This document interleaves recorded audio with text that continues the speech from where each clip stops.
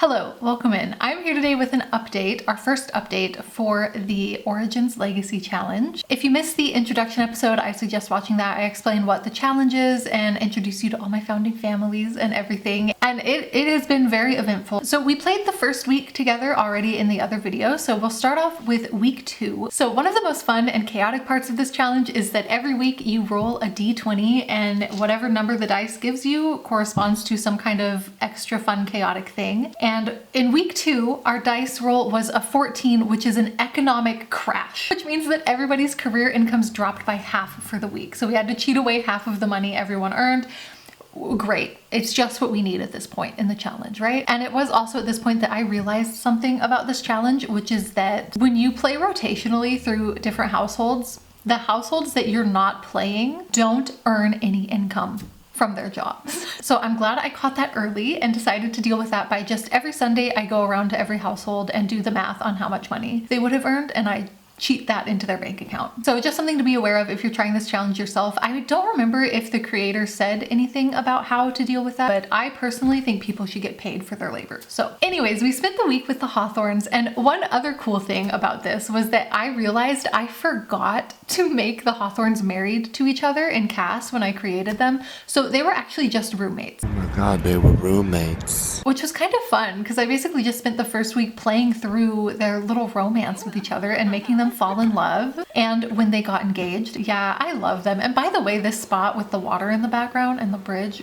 so cute. Oh my god. And them feeding this like mochi stuff to each other, like I just love them. Faith and Landon are doing really well. His job in the fishing career is going well. Faith is starting to get a lot of money from her paintings, also getting celebrity points every time she sells a painting. So she's starting to get kind of famous, which is funny because at this point her paintings really aren't even that good, but I don't know, maybe people just like her as a person. I know I do. I also decided that they would go introduce themselves to the Oak family since they're kind of neighbors, which ended up being very good because they ended up having their wedding at the Oaks, like the little garden park thing behind the Oaks house, which was super pretty, and their wedding was so fun. I will say, Faith popped out in this wedding dress, which is not any of her formal outfits in cast. I don't know where she got this, but it's so perfect for her. Like it suits her so well. It was also raining. It was like pouring rain, thunderstorms, lightning. Definitely like not the vibe they were probably going for, but I think it was very romantic. And then I figured that since they're married now, what's the next step for their little family? I thought it would be adopting a puppy because Faith is a dog lover. So I had them adopt this little puppy. Her name is Doris and she's a Vizsla. And she is the cutest little weirdo dog I've ever seen. And yeah, I'm just so excited for them. And then I was a little bit confused because the Oaks called the Hawthorns up and were like, hey, something's going on with our family. Can we come stay with you? And I was like, what could you guys are so rich. What could possibly be happening? Jesse said maybe they were doing renovations on the mansion or something. But either way, the Oaks apparently needed to come stay. And it was like a really weird and really chaotic time. I do think that Faith enjoyed being around the kids. Like they bonded a lot, I think. But yeah, it was kind of a lot. On to week 3, which was a doozy. The week 3 dice roll, it gave us a baby boom, which means that Sims are more likely to get pregnant or adopt this week, and it listed some cheats that you could use to make that happen. I decided to make the risky woohoo percentage in MC Master Controller 50% that week, and then I just went through and made every household do a risky woohoo one time. And we ended up with pregnancies for Georgia Oaks and please, oh my god, I could not believe that, Krista Willoughby. And I just, like, this was the last family on this map that I wanted to bring a child into their world, but fate was what it was, and that's what we got. Now, the Rosewoods, actually, this was a shocker. Actually, the Rosewoods didn't even get to risky woohoo because I could not even get them to do that. They were so mad at each other and they hate each other so much that no matter what I was doing, these people would not even talk to each other without getting into a fight, which is like a whole other can of worms that I'm sure will have to be dealt with at some point. But this week we are spending it with the Oaks. I decided to just go in like a counterclockwise pattern. And you know what? The Oaks, I think, had a pretty good week. Gabriel decided to become family oriented. You know, he was spending time with the kids and just decided, hey, I really like them. Graham completed the science project that he was working on in the first episode, and it was a big success. We love a little stupid volcano. Good for him. And he's also in a violin phase. He has a loose tooth, and he hates his dad for some reason. I don't know what's going on. Like, this kid has so much going on. I couldn't figure out what was going on with him and Gabriel, and I tried to make Gabriel like apologize to him for whatever had him so mad, but Gabriel kept canceling that interaction and starting to clean the house instead. So I was like, I don't know, maybe he wants to be more involved in the family, but he doesn't really know how to do it. So instead of like talking with his kids, he's like cleaning the house and contributing that way. I don't know. But after that, I couldn't stop worrying about the Rosewoods. So I actually sent Georgia over to introduce herself and get to know them a little. And yeah, Jeanette seemed really unhappy. She was just like in this really sad mood the whole time. And Georgia at some point just started cleaning her house for her. Maybe she felt bad and wanted to help out. But on the bright side of this trip, the toddlers did hit it off really well. Grace and Amelia are becoming really good friends. They're playing little dolls together. Back at home, Georgia's new baby was born, and I did name him Jeffrey with a G to continue the G naming scheme. Immediately upon this child being born, Georgia said that she feels unsatisfied in her marriage and that if Gabriel is mean to her, she's going to divorce him. So that was a bit intense. And I thought, you know what? If these people are having these kind of issues, I better go check on Mitchell and Krista and see how they are doing with their new baby, which, my shock, I show up at Mitchell and Krista's house and they did not have a baby. She had twins. Again, the one family that I said absolutely did not need to be having any children because, again, they live in a tiny home. There's not even room for their cat in the house. Where are they gonna put a baby? And now it's 2 babies? What? Like, I can't deal with this. Here are the twins. I named them Theodore and Astrid. So this is really great news for the tiny home. Which brings us to week 4. The dice roll this week was storm damage. And basically this was, you have to destroy one of your builds or lose 5,000 simoleons in repairs in your current household. And my active household this week was the Rosewoods. They don't have 5,000 simoleons. So I took 500 from them. I thought that was fair. So the week with the Rosewoods was really depressing. Jeanette is like really sad and angry all the time. On like a technical level, I think this is because the high maintenance trait, but I think it kind of makes sense, honestly. This is what happens when 2 people get married because of status and money. She just wants to live a rich, lavish lifestyle and he just wants a hot trophy wife, and nobody's happy in that situation. So I did have her invite Georgia over. You know, Georgia came over last week, so I thought let's invite her over again and try to feel a little less alone, make a friend. But for some reason, her and Georgia just don't get along. Actually, they despise each other. After this one single day of Georgia coming to her house, they have decided they are mortal enemies. And to make matters more embarrassing for Jeanette set the kitchen on fire while Georgia was there because she doesn't know how to cook, and insurance didn't cover all of the expense from the fire, so they had to downgrade to a shittier fridge. And basically she spent the whole night cleaning up the mess from the fire. And then later she set the fridge on fire again.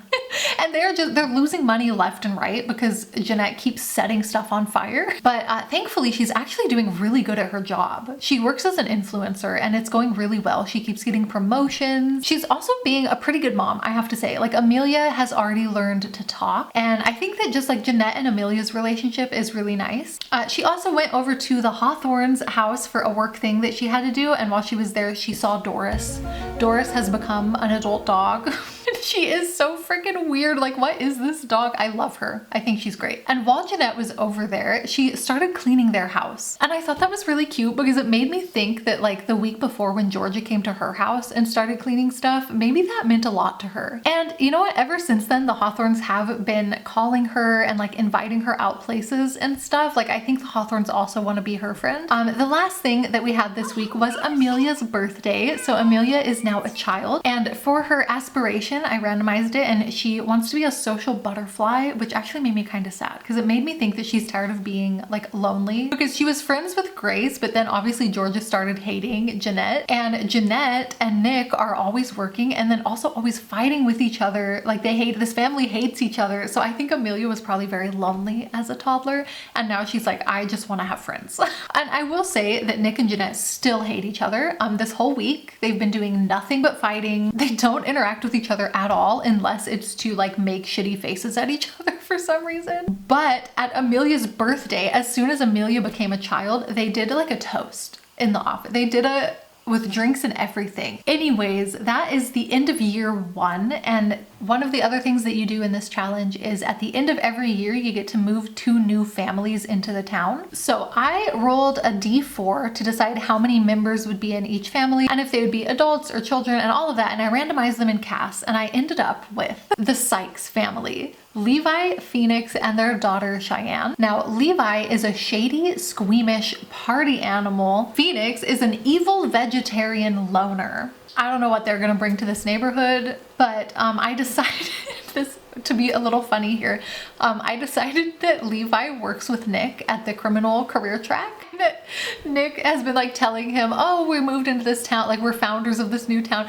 And so Levi moves in next door into, again, this is the neighborhood that's supposed to be so fancy and high class and only the richest, fanciest people live here. And so yeah, I think Nick is gonna be really annoyed with this. And it is funny actually, because as soon as I moved them in, Nick got a pop-up saying that he has a new rival at work. And so Nick and Levi are work rivals now. I didn't do that, the game did that. And then the other family that I ended up with is Aubrey and Nina. Aubrey is a hippie wellness girly who is a non-committal and outdoorsy. And Nina is a skeptic whose aspiration is to ruin everyone's love lives, including her own. That's what we have at the end of year 1. And now going into year 2, for week 5, our dice roll was a rebellion or uprising, which means that one household refuses to pay taxes or any of the money that they promised towards a build. And this means that the other households will have to pay extra for any ongoing building project. This doesn't really affect us because we can't afford to build anything yet anyway. But I am gonna say that it was the Rosewoods because they are currently our poorest family after all of the fires, which sucks because that's their whole personality is having money. And weirdly enough, our richest family is currently the Willoughbys, the hipsters in the tiny home downtown. And that is who we will also be spending week 5 with. And I have to say, I was a bit worried about them with the twins, but actually, like they make a shockingly good team. Like these twins are so taken care of, and somehow Krista and Mitchell are like so happy and fine, and no one's even suffering in this tiny home. Everyone's happy. They do leave the twins outside on the ground a lot, which is probably because of the house. There's not a lot of floor space, but it also feels kind of on brand for them, like free range parents, you know? And honestly, they're thriving. Krista and Mitchell have these kids in backpacks while they're like out gardening and doing their own stuff. They're both getting promotions at work left and right. And their cat Truman is still getting all the love and affection he could possibly want. They stop and pet him and say hi to him all the time. And another thing that is so funny, Krista actually developed the family-oriented trait. Like she loves being a mom. Like this is so shocking to me. I was so worried about these guys. And they're also like still so in love. Like they're cuddled in bed. Krista keeps making random freaking like hearts at him whenever she thinks about him. They also like eat breakfast together. Like yes, there's stinky food on the table, but the fact that they've still made time to have a nice meal together with everything going on in their lives. Also, I love this. A sink broke and Mitchell was like fixing it. Then Krista came into the bathroom to like just keep him company and chit chat with him while he fixes the sink. And then she started mopping the water on the floor while he fixed the sink. Like they are such a dream team, and I really was not expecting this from them. All right, and then moving into week 6, I had the thought that with 4 families, if we just go counterclockwise, we're gonna be with the same family in the same season every single year. And I kind of wanted to mix it up a bit. So I decided to implement a bounce week is what I'm calling it. So once per every like round when we go through all 4 families, I'm gonna do 1 week where we're bouncing in between them, and we'll spend 2 days with each family. It's been working really well and I really like it and I highly recommend it. And the dice roll this week was actually so good. It was a mystery benefactor. So a random household receives 5,000 simoleons donation for town development. It did say that because Faith has this kind of like celebrity painter status, this might have been one of her fans and like a fellow patron of the arts who wants her to open a museum or an art gallery. So we're gonna put that 5,000 towards a future art gallery. So in this bounce week, the Hawthorns, first of all, are making a lot of money from Faith's paintings. They're getting kind of rich. Doris is still a really good girl. She's so cute. They seem to have a really good relationship with the Oaks. Like they're always calling, and even sometimes the Oaks kids come over. So yeah, things are going well for them. And then over at the Oaks house, Grace is a child now, and she's a whiz kid and a plant lover, and she has like a full relationship bar with both of her parents. Graham, on the other hand, not so much. Still pretty mad at his dad, and I don't know why. Jeffrey has also aged up and is now an infant, and he got the Sunny trait, which is really cute. And Georgia has this red spotty illness that has been going around town for like the past year. Then, of course, we had to go check in on the Rosewoods. The first thing I get when I open their household is Nick getting in trouble by his boss for missing work too much. Really making a great impression on us people who may be questioning whether or not you're a good husband. But I also don't want to let Jeanette off the hook for it, because Amelia keeps getting unbalanced meals, the little moodlet, because Jeanette never wants to cook. Like, she decided that she dislikes cooking, and I will say she's trying. She does cook anyway, but it pisses her off. And then also Nick doesn't even want to eat it. She cooks something and then Nick goes and gets a peanut butter jelly sandwich. I really think they hate each other. They occasionally try to have a conversation, but it usually goes nowhere, and they just get those like red negative relationship points. Like, truly, I don't know what's wrong with this family. Thankfully, Sasha, the little dog, does still bring Jeanette a lot of joy, so she's able to kind of like push through the depression, because she has her little dog and her daughter. I think her and Amelia get along really well, and she does her best to take care of Amelia. And she is also still doing pretty good at work. Nick, on the other hand, absolutely not. On top of the fact that he's always late and his boss is mad at him, he also, like I said, has this new work rivalry. So actually he cannot get promoted. I feel like also, okay, and I don't know if I'm being too hard on him for this, but Nick smashed Amelia's dollhouse. And I like, truly, that was like such a moment where I was like, I want this family to get divorced. And then I headed back over to the Willoughbys just for a quick check-in, and there's nothing really much new with them. Like, they're still just doing really good and being really cute. For week 7, we rolled on the dice a bountiful harvest. So all gardening and farming yields double this week.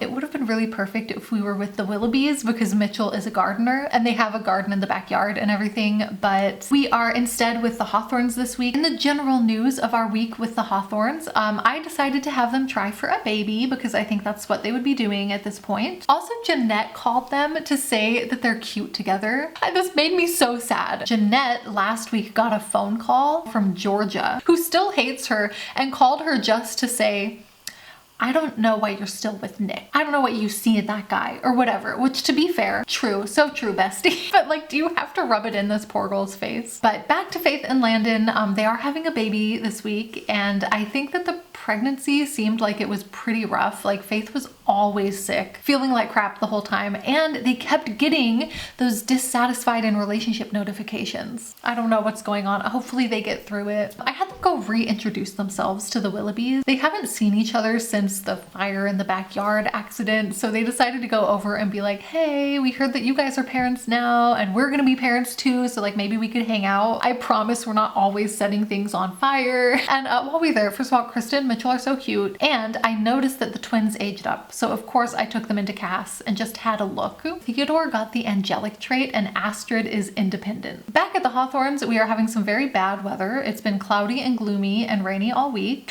And of course, Faith had the baby during this absolute downpour of a thunderstorm. Very fitting. I don't know, the wedding in a thunderstorm, the baby born in a thunderstorm. I'm noticing a pattern here with these people. But the baby is here. They named him Henry, and yeah, he's cute. I'm very excited for Landon. Aspiration is to be a super parent, so he's very excited. Faith actually lost a celebrity level while she was pregnant because she was too sick to paint, so now she's gonna get back to it and, you know, try to get her reputation in the painting world back up a bit. I also decided to have her invite the other moms over. Like, now that they're all parents, we should, you know, be friends with each other, but her and Jeanette aren't really getting along, and I don't know why, because Jeanette really likes the Hawthorns, and Jeanette is also always getting invitations. Like, Landon is always inviting her places, so I wonder, I don't know, but I'm trying to be understanding, because I know that Jeanette is like not in a good place. Can we really blame her for not being as charming and friendly as she should be? But on to week 8. Our dice roll this week was the mystery benefactor again. They give 5,000 simoleons to any household, and I'm giving it to Jeanette.